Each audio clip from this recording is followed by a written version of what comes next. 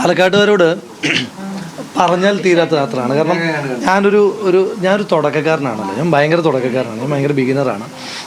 ഇപ്പം ഞാൻ വന്നിറങ്ങുമ്പം എനിക്ക് നേരിടേണ്ടി വന്നിട്ടുള്ള സാഹചര്യങ്ങളൊക്കെ നിങ്ങൾക്കറിയാം. അപ്പോൾ ഇവരൊക്കെ എന്ന് പറഞ്ഞപ്പം ഇപ്പം വിശ്വട്ടം കൊല്ലം ജില്ലക്കാരനല്ല, എൻ്റെ തൊട്ട് പഞ്ചായത്താണ്. അപ്പോൾ നമ്മൾ കുട്ടിക്കാലം തൊട്ട് നമ്മൾ ഇപ്പം എന്നാ ഏജ് ഡിഫറൻസ് പറയല്ല, കുട്ടിക്കാലം തൊട്ടേ നമ്മളിങ്ങനെ വിശ്വട്ടൻ്റെ വളർച്ചയൊക്കെ കാണുമ്പോൾ ഇങ്ങനെ ഭയങ്കര വിശ്വട്ടൻ KSU പ്രസിഡൻ്റ് ആവുന്നു, നിയമസഭാ സാമാജികനാകുന്നൊക്കെ പറയുമ്പം നമുക്കുള്ളിലൊരു സന്തോഷമാണ്. അപ്പം അങ്ങനൊരു പദവിയിലേക്ക് ഒരാൾക്ക് എത്താൻ, എന്നെപ്പോലൊരു സാധാരണക്കാരൻ എത്താൻ പറ്റുമ്പം അത് പറഞ്ഞറിയിക്കാൻ പറ്റാത്ത വൈകാരികത അതിനകത്തുണ്ട്.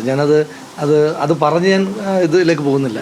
അപ്പോൾ ഞാൻ പറഞ്ഞത്, അപ്പം എനിക്ക് പാലക്കാട് അവസരം കിട്ടുന്നത്. അപ്പോൾ ഇവിടെ തുടക്കത്തിൽ ഞാൻ പാലക്കാട്ടേക്ക് മത്സരിക്കാൻ വരുമ്പോൾ തന്നെ ആദ്യത്തെ എസ്റ്റാബ്ലിഷ്മെൻ്റ് എന്താണ്, വരുത്തനാണ്, എത്ര ദൂരെയാണ്, ജനങ്ങളുടെ മനസ്സിലേക്ക് ഇങ്ങനെ അടിച്ചേൽപ്പിക്കുകയാണ്. ഇല്ലാത്ത പിന്നെ തെക്കൻ എന്നുള്ള വിളി, അതൊക്കെ പറയുന്ന ഉത്തരവാദിത്തപ്പെട്ട നേതാക്കന്മാർ തന്നെ പറയുന്ന അതിക്ഷേപങ്ങളുണ്ട്. അപ്പം അതൊന്നും മൈൻഡ് ചെയ്യാതെ എനിക്കെതിരെ എന്തൊക്കെയാണ് പറഞ്ഞത്, കള്ളപ്പണക്കാരൻ വരെ ആക്കിയില്ലേ. കള്ളപ്പണക്കാരൻ എന്ന് പറഞ്ഞു കഴിഞ്ഞാൽ രാജ്യദ്രോഹ കുറ്റമുള്ളൊരു കേസല്ലേ. പിന്നെ നിങ്ങൾക്ക് ആ ബാഗ് ഒരു 40 ലക്ഷം രൂപ വെച്ചിട്ട് അത്ര ഈസി ആയിട്ട് ആ ബാഗ് ഒന്ന് ഉരുട്ടി കാണിച്ചു തരാമോ? ഞാൻ വെല്ലുവിളിക്കുവാണ്. കാരണം ഞാൻ 17 കൊല്ലം LIC-യിൽ ക്യാഷ് എണ്ണിയ ഒരു വ്യക്തിയാണ്, അറിയോ?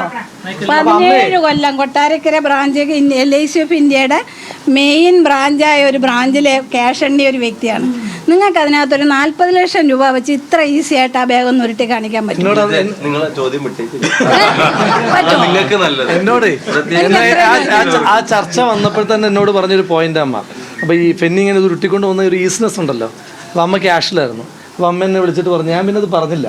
അമ്മ എന്നെ വിളിച്ചിട്ട് പറഞ്ഞു, അവരോട് പറയണം, ഇപ്പോൾ ഈ ഡമ്മിയൊക്കെ വെച്ചല്ലോ, അത്രയും വെയിറ്റ് ഈ ഇപ്പോൾ ആ പെട്ടിക്കകത്ത് താങ്ങുന്ന നോട്ടിൻ്റെ വെയിറ്റ് ഒന്ന് വെച്ചിട്ട് അങ്ങനെ ഒന്ന് കറക്കി കൊണ്ടുപോകാൻ പറ്റുമോ എന്നൊന്ന് അവരോടൊന്ന് കാണിക്കാൻ പറഞ്ഞു. ബാക്കിയെല്ലാം ഇങ്ങനെ ഡമ്മി ചെയ്തല്ലോ എന്ന് പറഞ്ഞു. അപ്പോൾ ക്യാഷിൽ നിന്ന് എക്സ്പീരിയൻസ് ഞാൻ പറഞ്ഞു, അങ്ങനെ ഒരു ആരോപണം ഉണ്ടായി. അപ്പോൾ ആ ആരോപണമൊക്കെ വരുമ്പം ഇതൊരു തുടക്കക്കാരൻ നല്ല സ്വാഭാവികമായിട്ട് നമുക്ക് ചില പിന്നെ പതർച്ചകൾ ഉണ്ടാകുന്ന സാഹചര്യമാണ്. പക്ഷെ അപ്പോഴൊക്കെ നിങ്ങളാണ് രാവിലെ കാണുന്നത്, നിങ്ങളെല്ലാം വന്ന് ഈ ചോദ്യങ്ങളാണ് ചോദിച്ചത്. നിങ്ങളാരെ കുറ്റം പറയല്ല, നിങ്ങൾ ഈ ചോദ്യങ്ങളാണ് ചോദിക്കുന്നത്. അപ്പോൾ സ്വാഭാവികമായിട്ട് നമ്മൾക്ക് തന്നെ ഇതൊക്കെയാണോ ആളുകൾ ചിന്തിക്കുന്നത്, ചർച്ച ചെയ്യുന്നത്, ഇതൊരു കൺസേൺ ആകുമോ എന്ന് കരുതിയിട്ട് നിങ്ങളുടെ അടുത്തുനിന്ന് മൈക്കിൻ്റെയും ഫ്രെയിമിൻ്റെയും മുന്നിൽ നിന്ന് മാറിയിട്ട് ആദ്യം കാണുന്ന പാലക്കാടുകാരൻ തരുന്നൊരു സ്നേഹമുണ്ട്.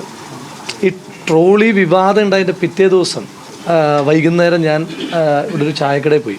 അപ്പോൾ ഇങ്ങനെ ചായക്കടയുടെ ബില്ല് കൊടുക്കാൻ നേരം അപ്പം അവരിങ്ങനെ തമാശയായിട്ട് പറയാം, ട്രോളിയിൽ നിന്ന് നമ്മുടെ കൂടെ പൈസ കൊടുക്കുമോ എന്നൊക്കെ പറഞ്ഞ് അത്ര ലൈറ്റായി തമാശയായിട്ട് അവരെടുക്കുന്നൊരു സാഹചര്യം ഉണ്ടായിരുന്നു.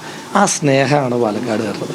അതിന് ലൈഫ് ലോങ് ഒരു പാലക്കാടുകാരനായി ഇവിടെ നിന്നുകൊണ്ട് അതിൻ്റെ ഒരു കടം വീട്ടുക എന്ന് പറഞ്ഞൊരു ഉത്തരവാദിത്തം എനിക്കുണ്ട്. മറ്റൊരു പ്രധാന വിവാദമായിരുന്നു കൈ ഒരിക്കലും തോന്നിയിട്ടില്ല. കാരണം അത് ഇപ്പം ഇന്ന് ഞാൻ അദ്ദേഹത്തിന് കൈ കൊടുത്തു. ഇന്ന് അദ്ദേഹത്തിന് കൈ കൊടുക്കുന്നതെന്ന് പറഞ്ഞാൽ ഇന്ന് ഞാനും അദ്ദേഹവും തമ്മിൽ കാണുന്ന ആദ്യത്തെ കൂടിക്കാഴ്ച റിസൾട്ടൊക്കെ വന്നതിന് ശേഷം റിസൾട്ടൊക്കെ വന്നതിന് ശേഷം അദ്ദേഹത്തെ കാണുകയാണ്. അദ്ദേഹത്തെ കാണുമ്പം ഞാൻ കയറി ചെല്ലുമ്പോൾ അദ്ദേഹത്തെ കാണുന്നു, അദ്ദേഹത്തിന് ഞാൻ ഷെയ്ക്ക് ഹാൻഡ് കൊടുത്തു, അദ്ദേഹം ഷെയ്ക്ക് ഹാൻഡ് തന്നു. അതവിടെ അവസാനിച്ചു. ഞങ്ങളുടെ ഫസ്റ്റ് മീറ്റിങ്ങിലായിരുന്നില്ല ഷെയ്ക്ക് ഹാൻഡ് ശ്രമം. അത് മാധ്യമങ്ങളെ കൂട്ടിയിട്ടുള്ളൊരു ശ്രമമാണ്. അത് നിങ്ങൾക്ക് എല്ലാവർക്കും അറിയാം. അപ്പോൾ അതുകൊണ്ട് അതൊരു മാത്രമല്ല, നമ്മളൊരു ഇലക്ഷൻ ഫേസ് ചെയ്യുന്നത്. ഞാൻ അടിസ്ഥാന കോൺഗ്രസ് പ്രവർത്തകനാണ്. ആ പ്രവർത്തകരുടെ വികാരം ഞാൻ മാനിക്കട്ടെ.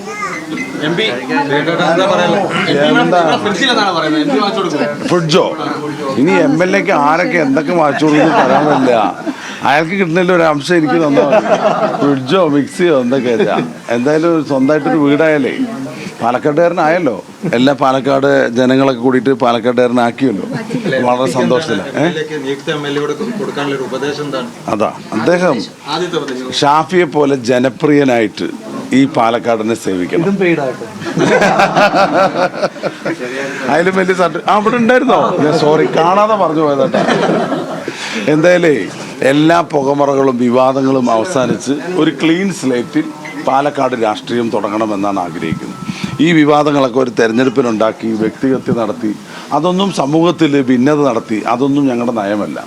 അപ്പോൾ ഞങ്ങൾക്ക് ആഗ്രഹം ഇവിടെ പാലക്കാട്ടുകാരുടെ സൗഹൃദവും സ്നേഹവും സന്തോഷവും നന്മയും തുടരണമെന്നാണ്.